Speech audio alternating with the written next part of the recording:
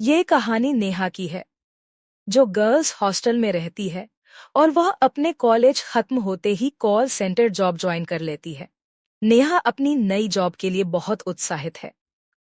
नेहा की नौकरी का पहला दिन है और वह तैयार होकर समय से पूर्व ही कॉल सेंटर पहुंच जाती है, जहां उसे उसके टीम लीडर उसे काम की प्रक्रिया समझाते हैं। नेहा कॉलेज में बहुत ही होनहार छात्रा थी, इसलिए उसे काम को समझने में कोई ज्यादा परेशानी नहीं होती और वह पहले ही दिन से क्लाइंट कॉल अटेंड करने लगती है। नेहा के बात करने का तरीका इतना अच्छा रहता है कि वह पहले ही दिन कई ऑर्डर जनरेट कर देती है। यह देखकर नेहा का टीम लीडर बहुत खुश होता है और उसके काम के लिए उसे सबके सामने प्रोत्साहित करता है। नेहा खुश हो जाती है और कई दिन होने के बाद अब नेहा को भी यह काम अच्छा लगने लगता है।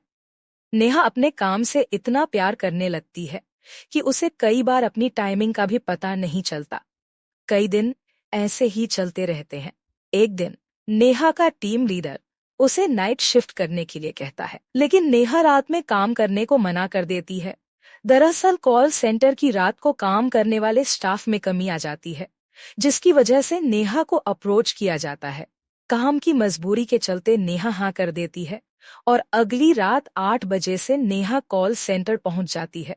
नेहा जैसे ही अपना हेडफोन लगाती है, लेकिन वह इस कॉल को नजरअंदाज कर देती है। उसे लगता है यह जरूर किसी की शरारत होगी और वह रात की शिफ्ट खत्म करके सुबह अपने हॉस्टल पहुंचती है। हॉस्टल में नेहा खाना खाते वक्त दीदी देख रही होती है। तभी उसे खबर मिलती है कि उसके टीम लीडर की कार एक्सीडेंट में मौत हो गई है और यह देखते ही नेहा अपना खाना छोड़कर अपने कॉल सेंटर भागती है। वहां उसे पता चलता है कि उसके टीम लीडर नाइट शिफ्ट खत्म करके अपने घर जा रहे थे और रास्ते में ही एक ट्रक से उनका एक्सीडेंट हो गया और उनकी मौत हो गई। लेकिन नेहा इसलिए ज्यादा परेशान थी क्योंकि रात को जो कॉल आया था उसमें यही मैसेज था कि सुबह तुम्हारे टीम लीडर की कार एक्सीडेंट से मृत्यु हो जाएगी, और वह कॉल हकीकत में बदल चुका था, जिससे नेहा बहुत परेशान थी। वह सभी को यह बात बताना चाहती थी, लेकिन उसे अच्छे से पता है कि कोई उसकी बात का यकीन नहीं करेगा। नेहा पता करना चाहती है कि वह कॉल किसने किया था, इसलिए वह अपने एडमिनिस्ट्रेशन में जाकर कॉल डिटेल पता करती है। लेकिन जिस समय नेहा को कॉल आया था उस समय का कोई भी रिकॉर्ड मौजूद नहीं होता।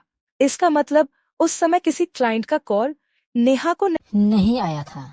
नेहा इस बात पर यकीन ही नहीं कर पा रही थी कि उस कॉल की वजह से ही उसके टीम लीडर की मौत हुई और वह परेशान होकर अपने हॉस्टल वापस लौट जाती है। 7 दिन परेशानी झेलने के बाद वह अपनी नाइट शिफ्ट के लिए तैयार होती है और कॉल सेंटर पहुंच जाती है। यहाँ उसके सहकर्मी पहले से ही काम कर रहे होते हैं और टीम लीडर के स्थान पर एक नए व्यक्ति को नियुक्त किया जाता है।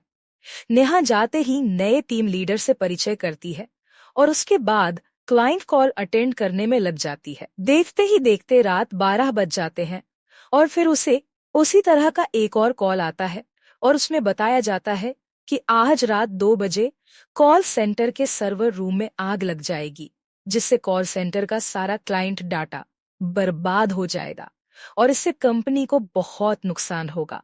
लेकिन नेहा इस बात को हल्के में नहीं लेती और अपने नए टीम लीडर से जाकर सारी बात बता देती है और वह भी नेहा की बात पर भरोसा करते हुए सर्वर रूम का परीक्षण करता है। लेकिन वहां किसी तरीके की तकनीकी खराबी नहीं होती और वह नेहा से कहता है, यहाँ सब कुछ ठीक है, दुर्घटना होने का तो सवाल ही पैदा नहीं होता है। जरूर तुम्हें फर्जी कॉल आया होगा, तुम अपने काम में लग जाओ। इन सब बातों पर ध्यान मत दो, कॉल सेंटर में स्पैम कॉल आम बात है। और नेहा वापस कॉल अटेंड करने में लग जाती है। कुछ समय बाद जैसे ही 2 बजते हैं, सर्वर रूम में एक छोटा सा धमाका होता है और काम कर रहे सभी लोग भागते हुए वहां पहुंचते हैं और देखते ही देखते सारे कमरे में आग लग जाती है। टीम लीडर सभी से आग बुझाने को कहते हैं। तभी वहां रखे हुए पानी के कंटेनर से सभी आग बुझाने में कामयाब हो जाते हैं, लेकिन सर्वर रूम जलकर खाक हो चुका था और अब वहां कोई बैकअप नहीं किया जा सकता था। मतलब जो कॉल आया था वह पूरी तरह सच साबित हो चुका था और यह बात केवल नेहा और उसका टीम लीडर ही जानते थे।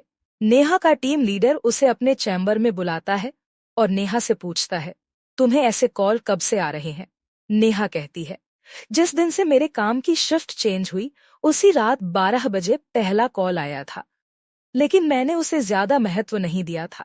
और जब उस कॉल में बताई गई बात सच हो गई तो मैं दूसरी कॉल आते ही आपके पास आई और यह घटना भी सच हो गई।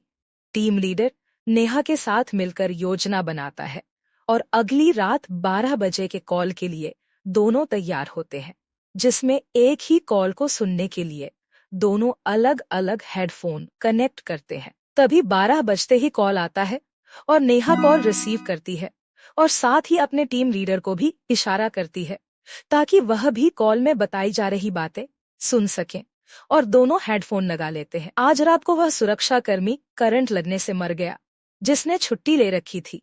टीम लीडर परेशान हो जाता है और नेहा से कहता है, हमें इन हत्याओं का कारण जानना होगा क्योंकि हमारे कॉल सेंटर में लगातार ये हादसे हो रहे हैं और सिर्फ तुम्हें ही इसकी जानकारी क्यों मिल रही है। तभी दोनों कॉल सेंटर का इतिहास जानने की कोशिश करते हैं और पुराने कर्मचारियों से संपर्क बनाते हैं।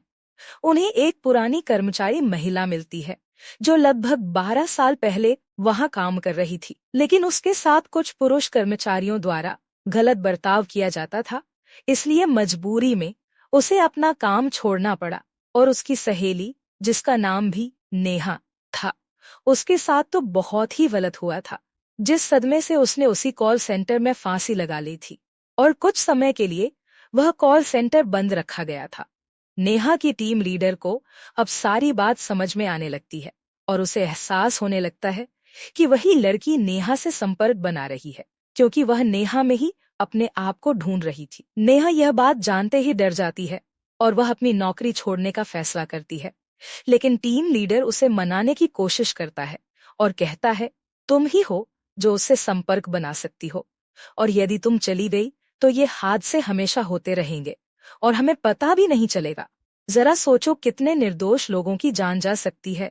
और यह बात सुनते ही नेहा मन बना लेती है कि वह पता लगा कर रहेगी कि यह हादसे कैसे रोके जा सकते हैं, और दोनों मिलकर एक व्यक्ति के पास जाते हैं जिसे वैज्ञानिक रूप से भूतों से संपर्क साधना आता था।